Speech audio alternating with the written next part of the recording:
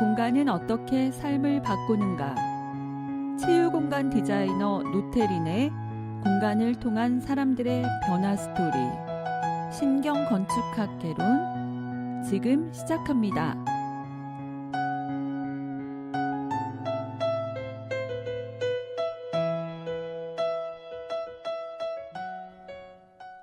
안녕하세요. 노태린입니다. 벌써 9번째 이야기입니다. 오늘 들려드릴 이야기 내용은요. 병원의 진찰실을 경찰서의 조사실과 비교해 본다면 좀 어마무시한가요? 이런 내용입니다. 이 내용을 말씀드리려고 하니까 저희 클라이언트 한 분 먼저 소개를 해드려야 할 것 같아요. 재작년에 리모델링을 해드렸던 군산 지역에서 심장내과로 개원하신 이광휴 원장님이신데요. 며칠 전에 최근에 그 학회 참석 때문에 사모님하고 밤에 올라오셨어요. 저한테 연락을 주셨어요. 그래서 저희 집 근처에 있는 호텔에서 머무신다고 한번 개인적으로 그 행아웃을 한번 합시다라고 연락을 하셔서 뵀었습니다. 그날 저랑 좀 함께 깊게 이제 공감되는 얘기를 나눠서 여러분들에게 이 얘기를 하면서 오늘의 그 주제 이야기를 풀어가 보려고 합니다. 고객들이 저랑 이렇게 만나는 접점은 상당히 다양해요. 그런 의미에서 제가 쓴 책들을 읽어보시거나 아니면 저의 강연을 통해서 저의 디자인에 공감하고 뜻이 맞아서 함께 일을 하셨던 고객들은 그 일하는 과정도 참 즐겁고 일을 다 끝내고 나서도 이렇게 서로 또 다시 만나는 친구처럼의 그런 교감을 나누면서 항상 오랫동안 기억을 하고 머릿속에 남아있는 그런 사람으로서 점처럼 펼쳐지곤 합니다. 그 당시에 제가 목감기가 굉장히 좀 심했었거든요. 군산에서 원장님이 오셨는데 제 책을 읽어보셨다고 하시더라고요. 그래서 리모델링 의뢰를 하셔서 먼 걸음이셨는데 하필 그날따라 목이 심하게 잠겨 있었어요. 그래서 도저히 이제 대화도 잘 못하고 막 눈짓으로 몸짓으로 이렇게 막 얼굴을 마주치면서 말씀을 드렸었는데 좀 아쉬웠죠. 제가 이런 사람이고 이런 디자인을 했고 이런 얘기를 좀 했어야 됐는데 그냥 뭐 좀 아쉽다 싶게 이렇게 작별을 했습니다. 그런데 인연은 반드시 만나는 것 같죠. 그래서 짧은 만남이었지만 이분들이 어떻게 보면 저의 고객이 될 것 같다라는 그런 확신을 좀 했었는데 아니나 다를까 그 따뜻한 봄바람과 함께 저에게 이렇게 손을 내밀듯이 그분들과 또 인연이 돼서 심장내과 굉장히 좀 가슴이 따뜻해지는 좀 긴 얘기가 더 있지만 이 부분의 에피소드는 또 언젠가 또 제 클립에서 다시 한번 설명드리기는 하겠습니다. 그래서 이제 그날 만났던 얘기 중에서 가장 좀 심도 있게 얘기했던 내용 중에 바로 진찰실이에요. 그러니까 진찰실 얘기를 하다 보니까 이렇게 긴 그 고객에 대한 인연 때문에 얘기를 많이 하게 됐습니다. 제가 몇 편 그 오디오 클립 하면서 제가 디자인하는 저의 자신의 그런 소신과 아니면은 그런 뭐 자세에 대해서 좀 철학에 대해서 얘기를 많이 좀 나누어 드려서 아마도 올해 제 얘기를 좀 들어보신 분들은 이런 사람은 이런 얘기를 가지고 하는구나 이렇게 생각을 하실 텐데요. 디자인의 그런 역량이 보여지는 그런 스타일이나 아니면 아이디어만으로도 공간을 바꾸는 그런 게 아니라 결국엔 그 사람이 가장 원하는 사용자, 그분들의 그런 입장을 듣고 그 사람들이 입장이 되어서 그 사람들이 배려하고 그 사람들이 행복하게 만족할 수 있는 삶을 살도록 하는 거에 제가 많은 역할을 강조를 했던 것 같습니다. 자, 그러다 보니까 병원에서의 그런 진찰실 기능을 좀 얘기를 하지 않을 수가 없는데요. 의사와 환자가 만나는 바로 굉장히 중요한 접점이죠. 그리고 바로 의료, 그런 의술과 바로 또 환자의 깊은 병이 만나는 가장 원초적이면서도 그 병원에서의 가장 중요한 기능인 공간이라고 저는 설명을 하고 싶습니다.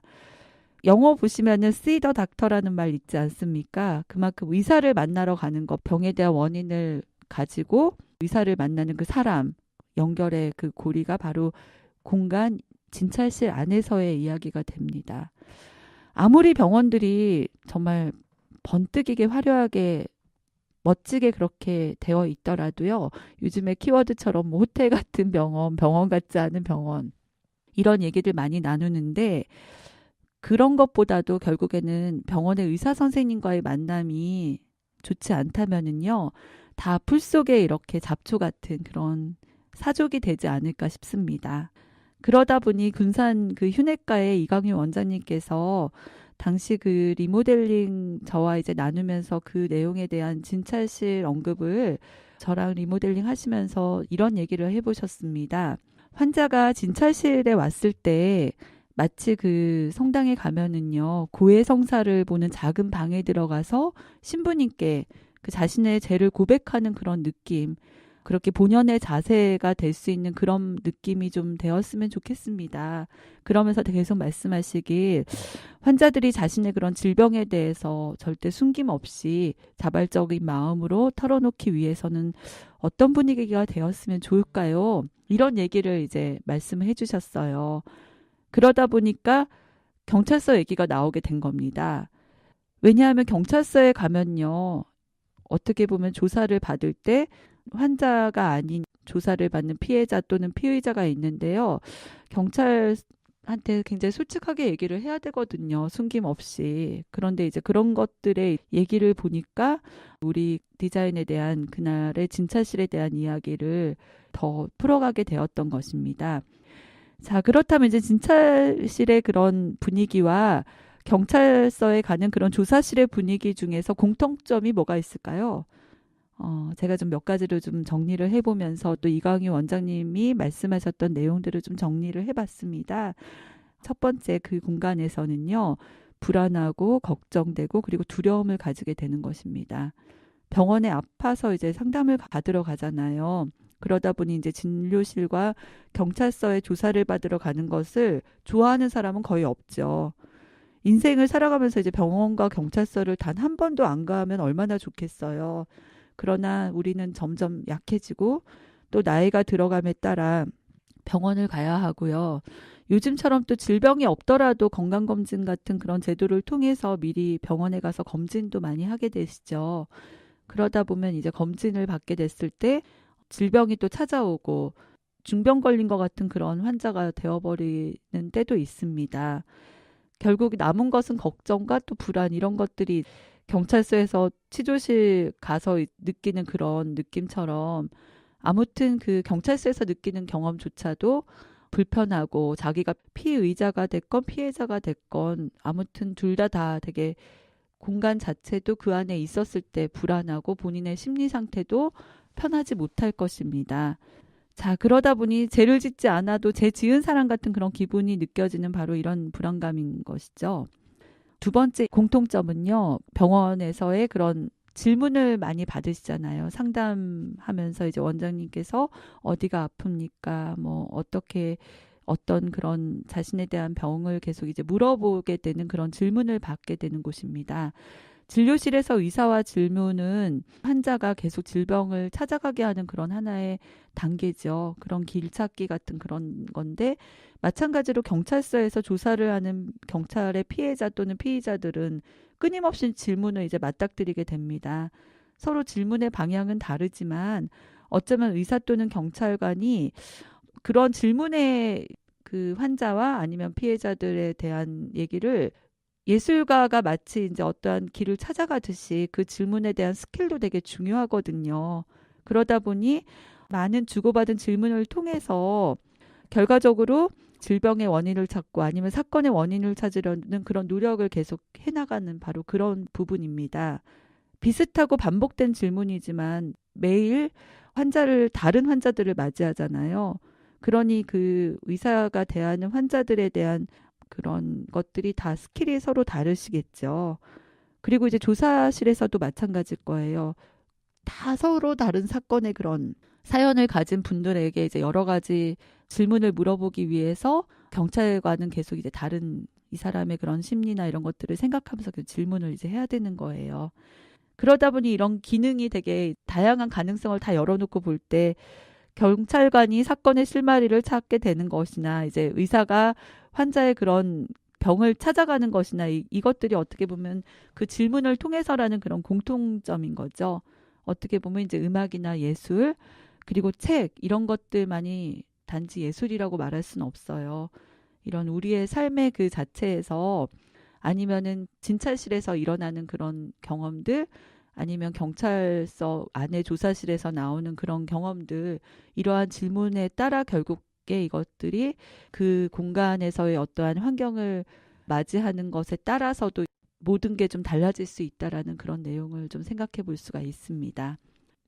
세 번째는 그 공간에서 이제 원인을 찾는 게 되게 중요합니다.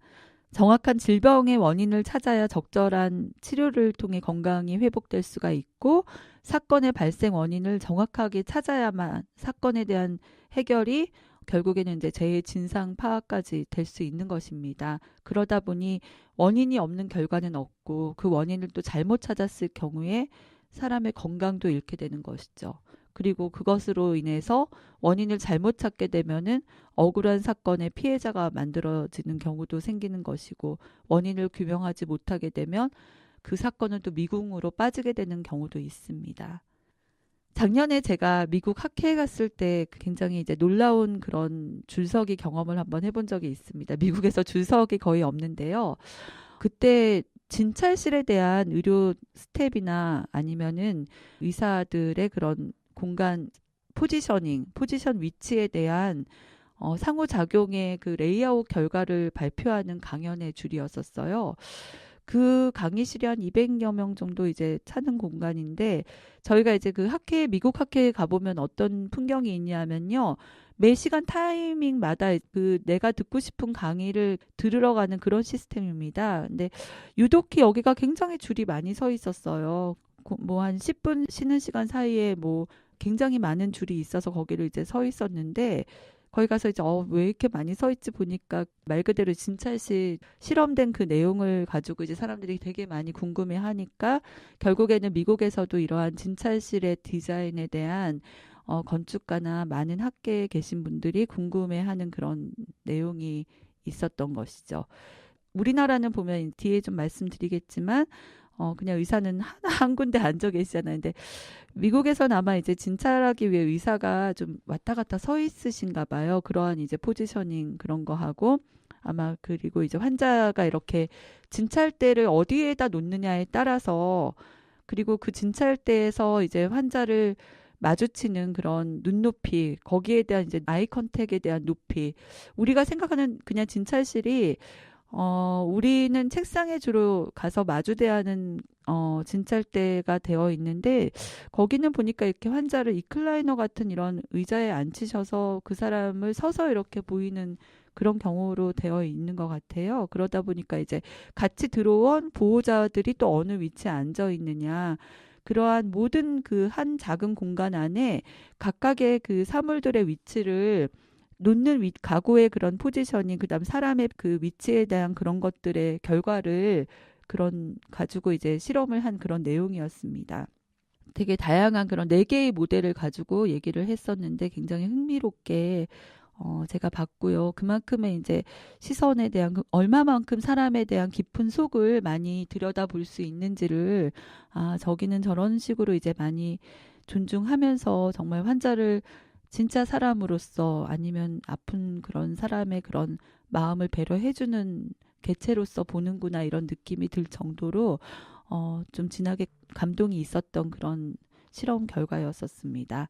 우리나라 진찰실 다 뭐 한 번씩 경험해 보시면 아시겠지만 문 열면 그냥 이제 뭐 의사 선생님이 왔어요 하고 하는 정도의 그냥 이제 눈을 이렇게 마주 대하긴 하죠. 그랬을 때 이제 환자는 왠지 이렇게 치조당하듯이 작은 그 의자에 이렇게 쪼그리고 앉아요. 왠지 뭔가 이렇게 그러면서 뭐 몇 번 이렇게 얘기를 하면 원장 선생님은 계속 모니터만 바라보고 막 쳐요. 뭘 치는지 아무튼 계속 치시죠. 분명히 이제 치는 거에 대해서 우리가 좀 바라보기 어려운 위치가 되어 있어요. 예전에 제가 이제 그 정형외과 할 때 모니터를 벽에다 놓고 같이 공유하면서 뭐 환자들에게 얘기도 나눴던 이런 한번 결과를 해본 적도 있었는데 아무튼 지금의 모든 병원들은 거의 그런 시스템이에요. 얼굴을 잘 쳐다보지도 않을 경우가 많아요. 그래서 그러면서 뭐 이제 좀 뭐 어디가 아파요. 이게 증상에 대해서 이제 간단하게 다 이제 우리가 막 얘기를 하죠. 혼자 얘기하는 경우도 많고요. 거의 3분 안에 끝나죠.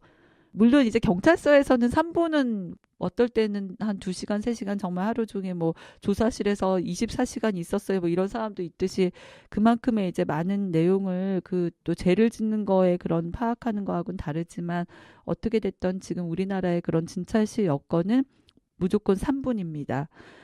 그래서 그렇지만 이제 또 환자들은 그 3분이란 경험 안에 쪼그려 앉아 있다가 만약에 뭐 이렇게 청진이라도 하게 되면 옆에 빙빙 돌아가는 또 의자에서 잠깐 앉아가서 한번 몸을 돌려봤다가 그러고선 나오는 게 지금 환자 경험들인 거죠. 그래서 얼마 전에 그 이강유 원장님께서 저에게 이렇게 메시지로 진찰실의 그 이름을 뭐라고 규정하세요? 라고 한번 물어본 적이 있어요. 저 당연히 뭐 영어로 exam room입니다. 이렇게 그런 거 말고요. 그러면서 아, 뭐가 좋을까 했더니 이런 말씀하셨어요. 환자들에게 좋은 대화의 기술을 통해서 환자들에게 그 관계 개선뿐만 아니라 짧은 시간에 이제 원인을 좀 잘 찾는데 도움이 될 수 있게 그런 거를 단지 이제 진찰실이라는 이름이 아닌 좀 다른 이름으로 넣었으면 좋겠다 이런 말씀을 하셨어요. 그래서 제가 그냥 짧게 생각해서 디자인룸 어떠세요? 했더니 그것도 괜찮겠다. 이제 그런 얘기를 하셨어요. 아마도 이 원장님께서 진찰실이 아니면 뭐 예를 들어 환자분들이 좀 찾기 편하게 1, 2, 3, 4 아주 대형 그 숫자 아닌 이런 거 아니라면 이제 정말로 좀 인문학적인 어떠한 진찰실의 이름을 하나 지어서 그 병원에 아마 쓰실 것 같다라는 생각이 들었습니다. 자, 이제 그러다 보니까 이강유 원장님 오늘 이제 얘기를 좀 하게 됐는데, 오늘 아마 오디오 방송 들으실 것 같아요. 제가 이런 얘기를 꼭 하겠다고 말씀을 드렸었거든요. 그래서 결국에는 이강유 원장님의 그때 당시에 디자인으로 마무리했던 저의 결과를 좀 얘기를 하지 않을 수가 없죠. 그래서 저희가 그때 그 원장님 방을 어떻게 해드렸었냐면요. 원장님 방에 들어가면은요.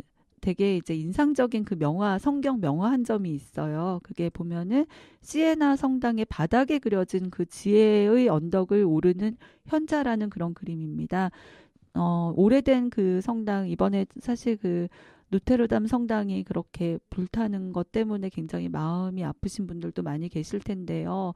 이러한 이제 고성당에서 주는 그런 영적인 경험이나 어떠한 그런 인사이트를 상당히 사람들에게 깊은 그런 마음의 감동을 주시죠. 그래서 이 당시 이제 그 시에나 성당에 그려진 지혜에 오르는 현자의 느낌은요.